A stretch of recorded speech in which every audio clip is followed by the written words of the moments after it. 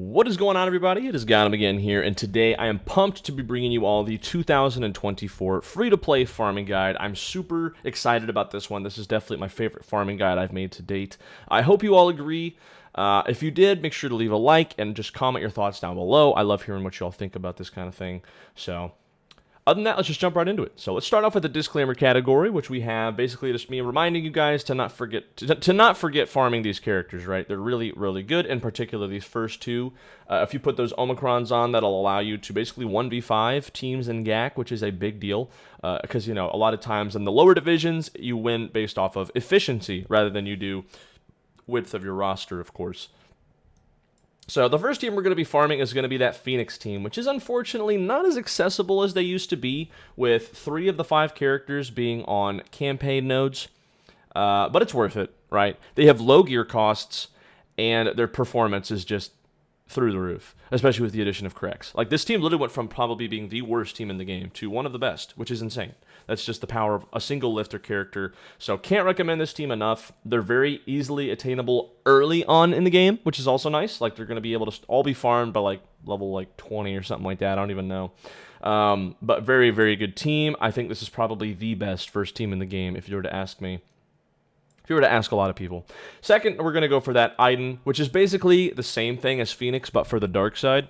They're going to carry you through early stages of the... You don't even need to have like reinforcements on the dark side campaign. If you're going for Iden troopers, 3 of the characters are attainable in shops. The other 2 are hard nodes.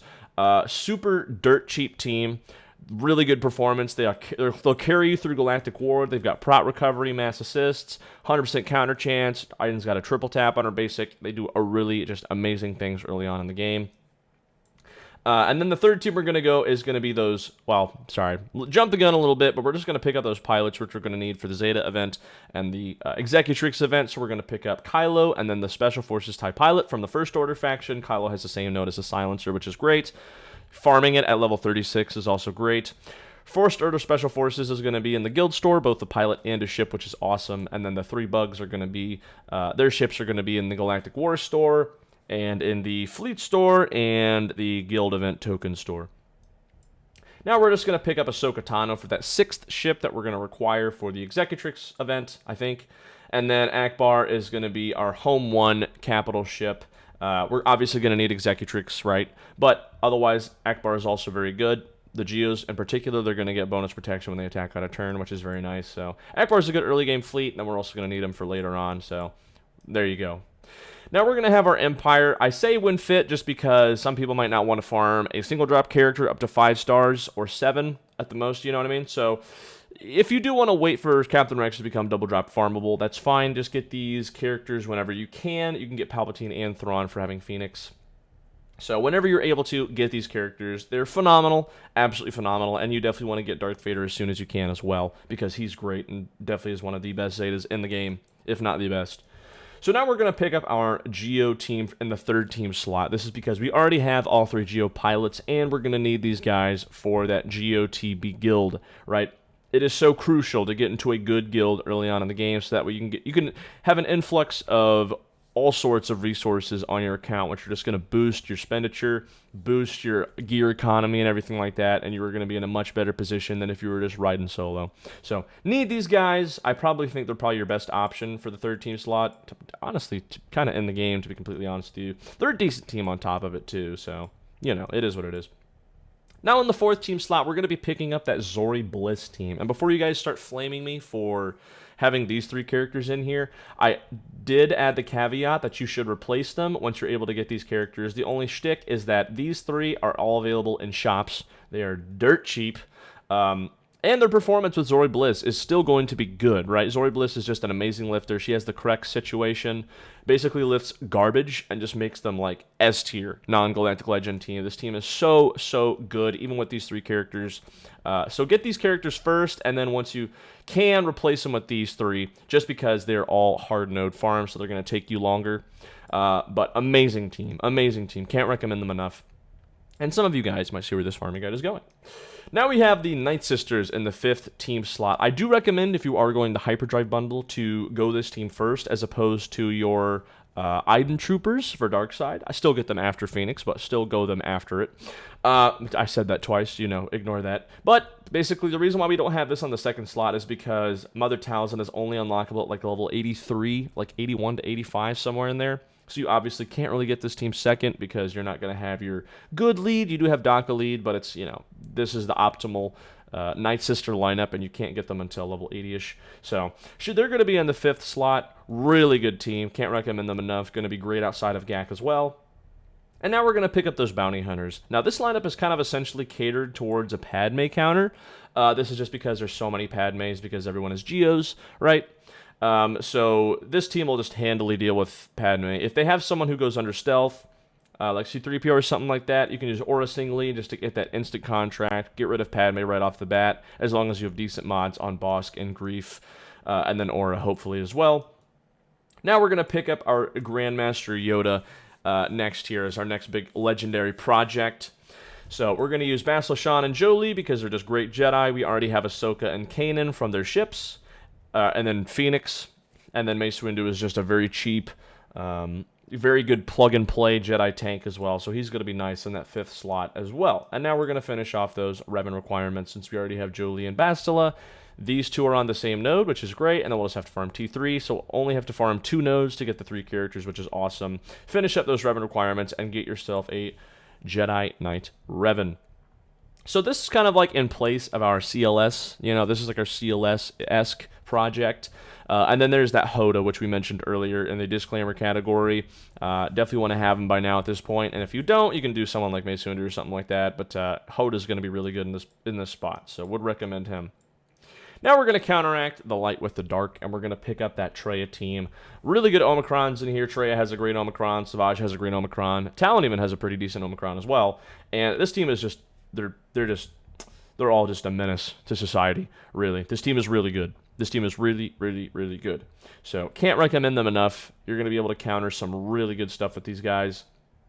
Like JML with Darth Vader. You can counter JML just because of all the ability blocks, the damage, debuffs, all that fun stuff, offense. It's just a great team.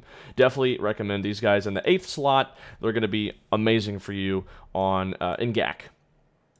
Now we're going to pick up these Scoundrels. We are going to need Young Lando and L3 for the Young Lando's Millennium Falcon, which is going to require for the Raddus capital ship. And then Dash Rendar Vandor. This is, of course, the Scoundrel bread and butter, right? Dash and Vandor are amazing together, and we're going to kind of mix things up here. We're going to throw in a YOLO for fun. He's also pretty decent. This team is, not bad at all. They're probably B-tier team. Very niche, but, good damage, ramping offense on YOLO.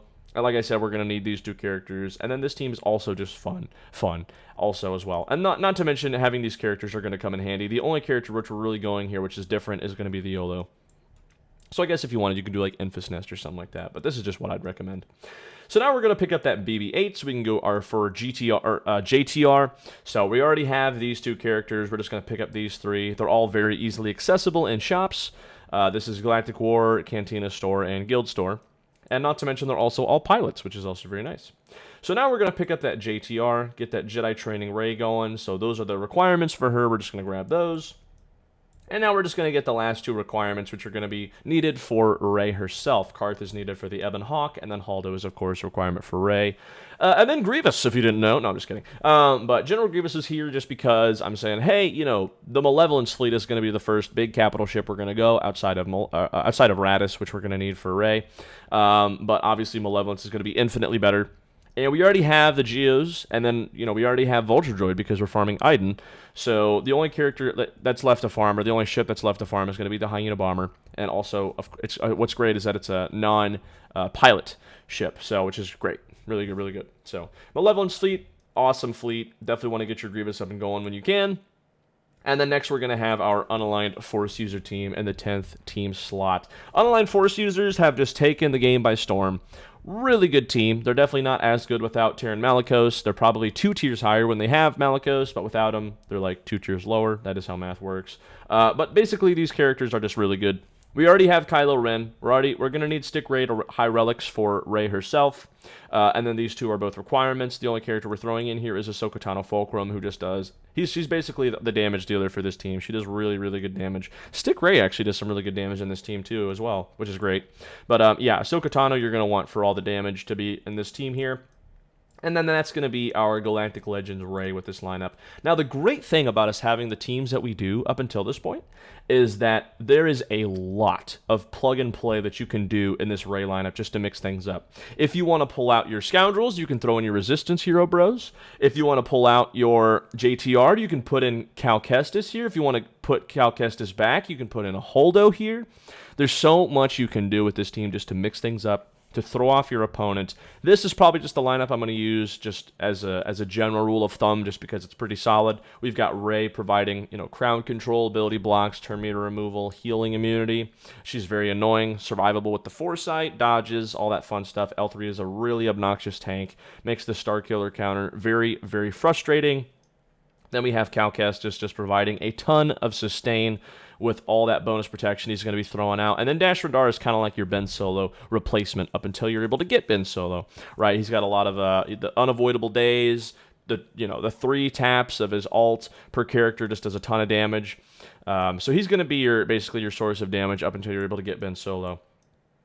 So now for the 11th team, we're going to pick up our Wookiees here, which seems a little funky, but the nice thing is that we literally already have all 5 characters, which is super convenient, right? We already have the Smugglers because of JTR, we already have Zalbar because of Jedi Knight Revan, we already have Vandor because of the Scoundrels, and then Tarful is on the same node as Vandor. So you literally already have all 5 characters, which is very, very nice. So if you would easily make a team out of this. They're pretty good, a defensive team. They're not the greatest, but they're okay. They're like probably a B-tier team as well, I'd say.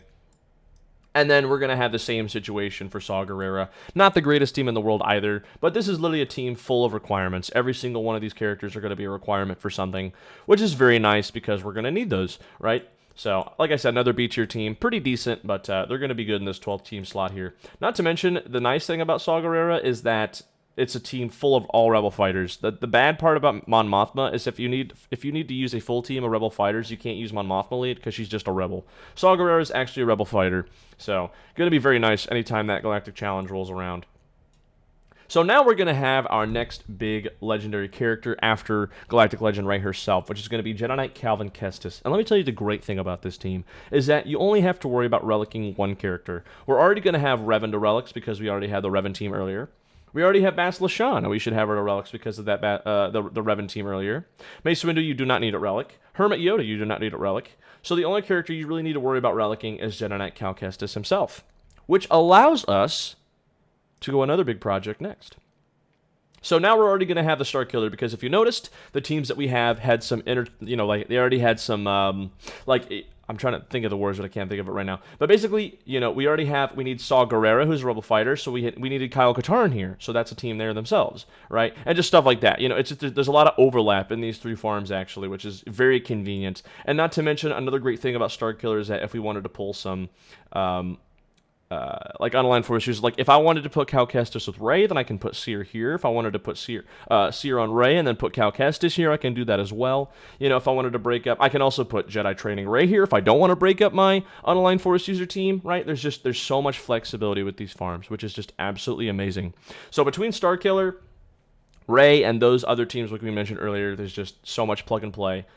It'll just keep the game fresh, keep it fun, and then just throwing off your opponent, which is obviously really good as well. So, really good stuff there. So now at this stage, the only thing we're really missing is an S-tier fleet, right? We have 2 non-GL S-tier teams, and then we have a GL herself. And now we just need that fleet. So let's go ahead and work on those BAM requirements. We already have Cara Dune, Mando, and Greef. We'll just have to get Queel and IG. Finish on working on those bounty hunter pilots. And picking up their ships that we have a bounty hunter fleet, get the last of those requirements, and then get ourselves an executor, right? So once you get to this point, you are going to be in a phenomenal position, an absolutely phenomenal position. And there's only one thing really that's going to be left that you can do to skyrocket your progress in this game. And that's going to be to pick up your Inquisitors. Not exactly going to be fun, but you do what you got to do, you know what I mean? And then Inquisitors with Grand Inquisitor is a decent team, but most importantly, you need to get them ROTE ready so you can have them for those Third Sister shards. And once you get Third Sister, you are going to be unstoppable. Literally a Galactic Legend tier team and a TB character. This team is just so good. They're so good. And not to mention the rewards you're going to get from being on an ROTE guild is just going to skyrocket your gear economy. You're just going to be in an absolutely phenomenal position if you are to go Grand Inquisitors here. So now at this stage, basically the world is your oyster. You can go wherever you want. These are just what I'd recommend. I'd recommend just doubling back, finishing your CLS journey, get your Ewoks for C-3PO, finish your CLS team. There's a Grievous team. Get your Darth Revan. There's Imperial Troopers. Here's Imperial Remnant. And then the only thing I would recommend that you do go soon after you get your Inquisitors is to go for Profundity. Right? Because you're going to be hopefully in an ROTE guild, which will allow you to get some R9 materials pretty easily. And then that way you can just fund getting all those Profundity requirements. You can get a Profundity, so you'll have 2 S-tier capital ships. And then, like I said, guys, you are just going to be doing so... You're going to be in such a good position. These are the Conquest characters I'd recommend trying to go for. Malgus, you're already going to have Revan and Malak. So that'll be a really good team. The Mandalorians team is absolutely insane. The Scoundrels with Cat is going to be very, very nice. And then, I didn't add, but I definitely should add Malicos. Please go Malicos. Malicos is absolutely nuts. Whenever his Proving Grounds rolls around, it'll be a scramble to get those shards, because he's crazy. And then, of course, you're going to want that Leia, because she is currently the greatest thing in the game right now. She is literally so OP. So get Leia. And that's the thing about those other farming guides, right? Is that they all kind of go for Leia first, but up until you get Leia, you're not going to be in a good position. So for like a solid 1 or 2 years, you're not going to do well, right? But if you go this farming guide, I'm telling you right now, you guys are going to cook. You guys will cook, all right? So trust the process. It's also just a nice bit of variety, just because, like I said, man, I was disappointed looking at all these other farming guides. Like, it's not like they're bad. It's just they're all the same. It's a shame. It's a shame. Literally, they're all Phoenix or CLS requirements, Imperial Troopers, Bugs, Padme, CLS. And then, that's literally it. And then just finish your Leia requirements, get Leia. Like I said, it's not bad. It's just that it's not going to be good until you get Leia. And that's basically, this farming guide has a counter for every single one of those teams early on. Like, you're just going to be fine. So let's go ahead and give a quick overview of fleets. This is going to be for the Zeta event, this is going to be all the Raddus requirements. There's that Malevolence. There's the Raddus, which we should have after that. And then we're going to want that Executor. And then finish up a Rebel fleet. Get yourself your Profundity, and then that way that allows you to get Chimera as well, and hopefully you can have those Conquest ships by the time you get to this stage in the build. But that's basically going to be the 2024 free-to-play farming guide. So guys, thank you all for watching. Like I said, if you enjoyed this, leave a like. Please comment down below. I'd love to hear what y'all think. Comment down below. I'd appreciate it. Thank you. I appreciate y'all watching. I will catch y'all later. Thank you very much. Peace out.